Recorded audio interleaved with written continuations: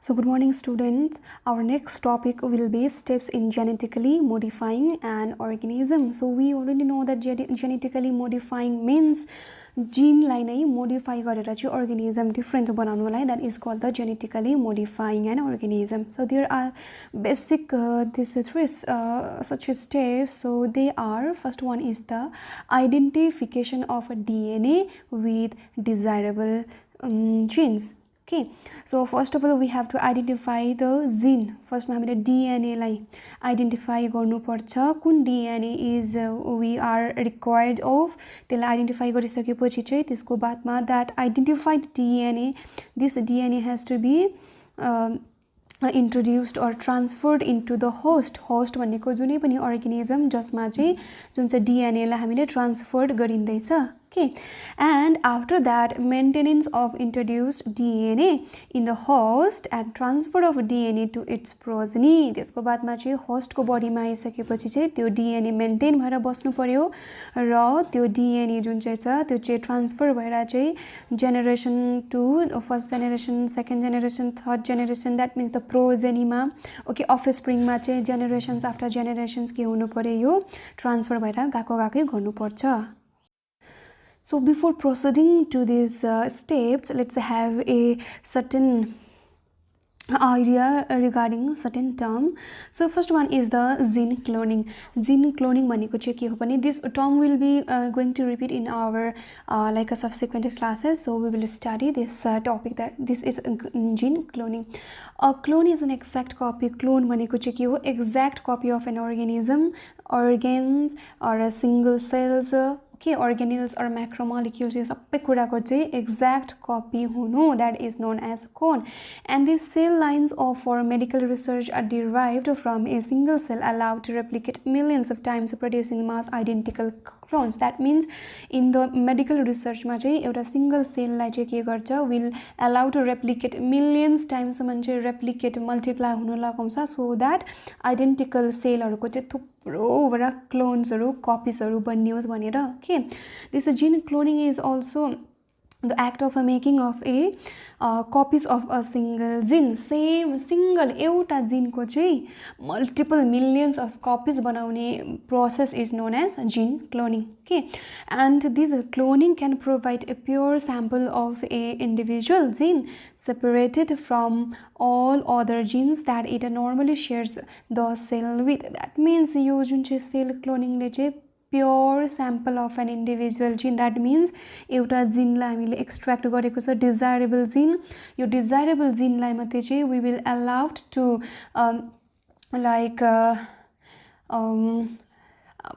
we will allowed to replicate millions times. त्यसको बादमा चाहिँ त्यसलाई that has been separated from the अरु जिनहरुबाट separate गरेर extra desirable isolate गरेको gene लाई चाहिँ हामीले share गर्छ. Okay, and once this gene is identified, clones can be used in many areas, biomedical and industrial research. एकपल्ट त्यो gene जब याद भइसक्छ, याद भइसकेपछि चाहिँ त्यसलाई हामीले industrial research मा पनि हामीले यसलाई त्यो gene लाई study गर्न सकिन्छ, apply गर्न सकिन्छ, and then that gene will be applied in the biomedical field मा पनि. Okay, the main technique, that is the genetic engineering, which it is a process of gene cloning into new organisms or altering genetic sequence to change the protein product. So अब genetic engineering ले चाहिँ के गर्छ gene cloning मा help गर्छ. That means जुन चाहिँ desirable gene को चाहिँ multiple numbers of copies हरु बनिन्छ, त्यो copies हरुलाई चाहिँ will be introduced into the new organism, and then कतिवटा genes हरुको चाहिँ certain sequence हरु चाहिँ exchange change गरिदिन्छ, alter गरिदिन्छ so that नयाँ protein product बनिन सकोस् भनेर. Okay, so next is the origin of replication. That means यो origin of replication भनेको चाहिँ एउटा DNA को sequence. Okay, जहाँनिर चाहिँ which is responsible for initiating replication. That means कुनै पनि यो एउटा this is the मानिलियौ double helical DNA. यो DNA चाहिँ के हुनु पर्यो replicate भएर उसको exact copy बनिनु पर्यो. Replication means exact copy of DNA, newly synthesis DNA formed हुन्छ. त्यतिखेर चाहिँ DNA यो जुन चाहिँ double helical DNA छ यो unwind हुनु पर्छ. Okay, That means double helical DNA चाहिँ has to be unwind from here, तलबाट unwind हुँदै हुँदै हुँदै हुँदै जान्छ र जुन चाहिँ एरियामा चाहिँ के हुन्छ रेप्लिकेसन स्टार्ट हुन्छ त्यो जुन जिनको एरियालाई चाहिँ भनिन्छ origin of replication. Okay, so this plasmid means this is autonomously replicating circular extra chromosomal DNA of any bacteria. कुनै पनि ब्याक्टेरियामा चाहिँ आफ्नो न्युक्लियस हुन्छै हुन्छ. Okay, that means मानिलियौं this is the bacteria. Bacteria will have its own nucleus, okay, not poorly defined nucleus, and in the adjacent area मा चाहिँ certain circular type of एउटा extra chromosomal DNA हुन्छ. This extra chromosomal DNA is known as plasmid. यो चाहिँ every bacteria मा हुन्छ. Okay, and next one is a vector.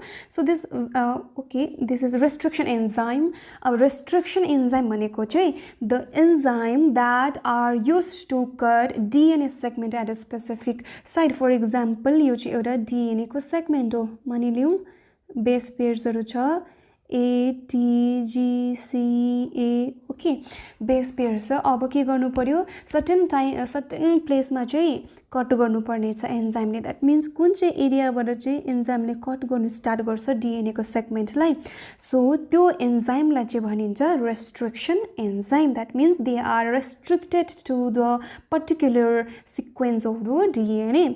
So next one is a vector. Vector means these are plasmid DNA sequence which is responsible for initiating replication. That means यो चाहिँ के हो भने चाहिँ भेक्टर्सहरुमा चाहिँ प्लास्मिड डीएनए सिक्वेन्सेस उसकोमा plasmid हुन्छ र यो प्लास्मिड डीएनए सिक्वेन्स भएकोले चाहिँ रेप्लिकेसनमा के गर्छ इनिशिएट गर्छ. दैट मिन्स कुनै पनि डीएनए लाई चाहिँ हामीले प्लास्मिडमा introduced गरिदियो.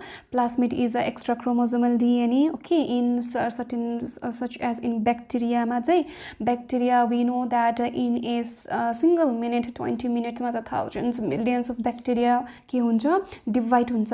भन्नुको मतलब bacteria को multiplication division is very very fast as to compare to the other organism. So त्यो कारणले गर्दाखेरि चाहिँ in the plasmid of the DNA of the certain bacteria त्यहाँ हामीले के गर्दिन्छौं desired DNA लाई introduce गर्दिन्छ. we will see later on. desired DNA लाई introduced गरिसकेपछि चाहिँ अब प्लास्मिडमा हामीलाई चाहिएको DNA हामीले इन्सर्ट गरिदिएको छ. अब प्लास्मिड त जति ब्याक्टेरिया डिवाइड हुँदै जान्छ त्यति नै प्लास्मिड पनि डिवाइड हुँदै जान्छ. अब प्लास्मिड जति डिवाइड हुन्छ हाम्रो डिजायर्ड DNA पनि मल्टिप्लाई भएकै हुन्छ. So this are the vectors. Vectors are responsible for initiating replications. Okay, so next is recombinant DNA. The name itself suggests that recombinant. That means यसमा फेरि नयाँ केही combination भएको छ. That means DNA molecules that are extracted from different sources and chemically joined together. That means DNA molecule लाई चाहिँ different sourceहरुबाट extract गरिन्छ. त्यसलाई चाहिँ we will join it together chemically join गरिन्छ. For example, comprising an animal gene may be recombined with the DNA from a bacteria. That means यो recombinant DNA मा यहाँ के भयो एनिमल जीन चाहिँ ब्याक्टेरियामा के भयो कम्प्राइज गर्न सक्ने भयो. दैट मिन्स दुईटा types of different types of DNA दुईटा डिफरेंट सोर्सबाट लिएर हामीले कम्बाइन गरिन्छ. Okay, so next is a gene transfer. The name itself suggests that there will be the transfer of a gene from one DNA molecule to another DNA molecule. That means this is one DNA, यहाँ अर्को DNA छ. This DNA will be have a certain set of sequence base pairs हरु छ, codes हरु छ. Okay, एउटा जुन चाहिँ एउटा DNA बाट अर्को DNA मा चाहिँ molecules हरुलाई okay, maybe phosphate group, maybe amino group, nitrogenous bases हरु भयो. यो सबै कुरालाई हामीले जब ट्रान्सफर गरिन्छ that is known as gene transfer. And the directed desirable gene transfer from these organisms to another Subsequent stable integrations and expressions of foreign gene into genome is referred to as genetic transformations. That means जुन gene हामीलाई चाहिएको gene छ त्यो चाहिँ हामीले एउटा organism बाट we will like integrate into the another organism को gene मा and expressions of foreign gene त्यो organism मा चाहिँ हामीले insert गरेको gene ले express गर्नु थाल्छ. After that this genome will be form a certain phenotype, okay, and this process is known as genetic transformation. So this transient transformations occurs when DNA is integrated into host genome. That means for example हामीलाई चाहिएको एउटा जिन छ त्यो जिन चाहिँ हामीले कुनै पनि एउटा भेक्टरमा हामीले मल्टिप्लाई गर्यो त्यो जिनलाई त्यो भेक्टरमा मल्टिप्लाई गरिसकेपछि आफ्टर दैट त्यो जिनलाई हामीले होस्टमा इन्ट्रोड्युस गर्दिन्छौं. सो दैट मीन्स जिन यहाँ के भयो ट्रान्सफर भयो. Okay.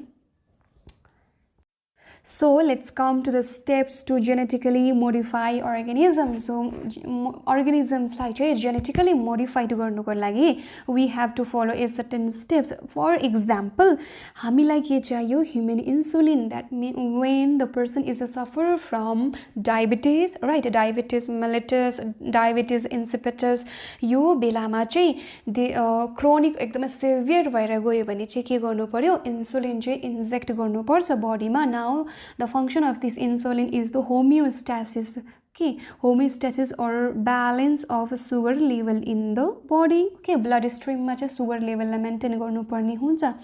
अब एउटा मान्छेमा के भयो हामीलाई इन्सुलिन प्रोटिन बनाउनु पर्यो र चाहिँ लगाउनु पर्यो भने यो प्रोटिनलाई हामीले कुन चाहिँ अर्गानिजममा ट्रान्सफर गर्ने सो दैट त्यो अर्गानिजममा कम्ती टाइममा थुप्रो प्रोटिन बनिनु सकोस् सो दैट नीडेड पिपललाई हामीले at a time of the need हामीले पुर्याउन सकौं. के for example in the synthesis of human insulin फर्स्टमा हामीले के गर्नु पर्यो स्टेप 1 मा चाहिँ first of all we have to select or identify the bacteria consisting this plasmid. So we already know that this plasmid is a small piece of extra chromosomal DNA. अब त्यो plasmid लाई we will extract it बाहिर निकाल्छौं. We will cut the small portions of the plasmid लाई हामीले cut गर्छौं in a certain restricted area मा with the help of restriction enzyme. Okay, after that हामीलाई के चाहिएको छ human को insulin चाहिएको छ. That means हाम्रोमा human insulin gene सानो छ DNA त्यसलाई हामीले exact copy complementary to the plasmid हामीले plasmid मा के गर्दिन्छौं we will insert into plasmid in the step 3. अब यो plasmid लाई चाहिँ again engineered this will be in genetically engineered experts हरुले चाहिँ नयाँ ब्याक्टेरिया मा इन्सर्ट गर्दिन्छ. अब यहाँ डिफरेन्स हेर स्टेप 1 को जुन चाहिँ प्लास्मिड छ त्यसमा ब्याक्टेरियाको मात्रै जिन छ तर स्टेप 4 को जुन चाहिँ प्लास्मिड छ now this plasmid will be the recombinant type of DNA छ यसमा. दैट मिन्स यसमा चाहिँ ह्युमन को इन्सुलिन को पनि पार्ट छ ब्याक्टेरिया इटसेल्फ आफ्नो पनि यहाँनिर क्रोमोसोम अर DNA छ. अब यो ब्याक्टेरियामा जब हामीले इन्सर्ट गर्दिन्छौं so we know that bacteria divides very fast एकदमै छिटो डिवाइड गर्छ ब्याक्टेरिया. के will divide and begins producing insulin. जति ब्याक्टेरिया डिवाइड हुँदै गयो यो जुन चाहिँ हामीलाई चाहिएको इन्सुलिनको प्रोटिन छ त्यो पनि डिवाइड भएकै छ. So with this process we will be getting large amount of protein in a few मिनट्समा अर सर्ट पिरियड अफ टाइममा चाहिँ. Okay, so this is how the organism can be genetically modified. So हामीले step 4 मा के भन्नु सकिन्छ bacteria चाहिँ के भयो genetically modified भयो किनभने step 1 मा जुन ब्याक्टेरिया थियो उसकोमा आफ्नो मात्रै genetic material थियो तर step 4 को ब्याक्टेरियामा आफ्नो मात्रै genetic material छैन. That genetic material is also inherited or inserted from the human. Okay, so this is there. So next is tools of recombinant DNA technology. So recombinant DNA means the DNA which will be having the DNA from the two different sources. We already know. Okay, so यसको लागि पनि certain steps tools हरु certain key tools हरु चाहिन्छ अरे. त्यो चाहिँ के रहेछ भने चाहिँ the cell of an organism. So from that cell of the organism but we have to extract that DNA, and then that DNA has to be cut into a certain specific region by a restriction enzyme. Okay, and the polymerizations of the DNA should be done by these polymerase enzymes. After that, this ligase will join the enzyme which has been cut by this restriction enzyme ले cut गरेको DNA लाई चाहिँ ligase ले polymerase गर्छ, and then जुन चाहिँ त्यो join गर्छ, and then त्यो joined भएको after polymerase भइसकेपछि चाहिँ will be inserted into the vector. Now in the vector that recombinant DNA will be multiplied in a certain numbers, in a multiple numbers, and then will be inserted into the host. Okay, introduced into the host मा introduced गरिसकेर चाहिँ हामीलाई चाहिएको product चाहिँ we can extract. Okay, so first one is the restriction enzyme. So tools of recombinant DNA technology मा चाहिँ first मा हामीलाई चाहिँ के tools के चाहिने रहेछ भने restriction enzymes, and this restriction enzyme is also known as a molecular seizure. So simple तरिकाले भन्नु पर्यो भने scissors को काम के हो? We use scissors, barber use scissors to cut the hairs. Okay, such as हाम्रोमा पनि एउटा molecular scissors हुन्छ. That scissors will be used to cut the DNA, like cut गर्नको लागि. And that molecular scissors is known as restriction enzymes. Now these restriction enzymes are called molecular scissors and are responsible for cutting DNA. Okay, 1963 मा चाहिँ अब two enzymes are responsible for restricting the growth of bacteriophage and Escherichia coli, and this Escherichia coli is also known as E. coli, where isolated. One of these added methyl groups to DNA, the other restriction endonuclease cuts DNA. That means 1963 मा चाहिँ दुईटा enzymes लाई चाहिँ के गर्यो, त्यो दुईटा enzymes चाहिँ E. coli is a bacteria and this bacteriophage is a virus. यो virus चाहिँ bacteria मा grow हुनु दिएन by these enzymes ले गर्दा. त्यसलाई चाहिँ isolate गर्यो. Isolate गरेर चाहिँ त्यो दुईटा enzyme मा चाहिँ एउटामा चाहिँ DNA लाई cut गरेर चाहिँ okay methyl groups लाई चाहिँ add गरिदियो अनि अर्को and the other restriction endonuclease cuts DNA र अर्कोले चाहिँ DNA लाई चाहिँ केले cut गरेको थियो भने restriction endonucleases ले चाहिँ cut गरेको थियो. Okay, you can see that this is the bacteriophage and this is Escherichia coli. This E. coli is a bacteria and this bacteriophage is a virus. Okay, this virus will be having a certain needle like its structures. This structure is totally different from this Escherichia coli.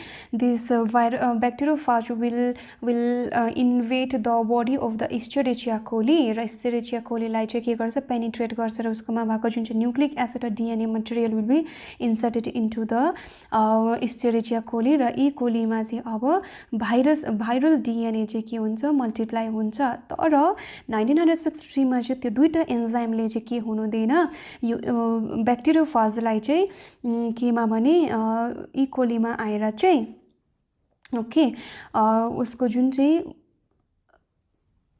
उसको पार्ट्सहरुलाई insert गर्नु दिएन र जुन चाहिँ DNA लाई चाहिँ E. coli भित्र चाहिँ आउनु दिएन. So you can see in this video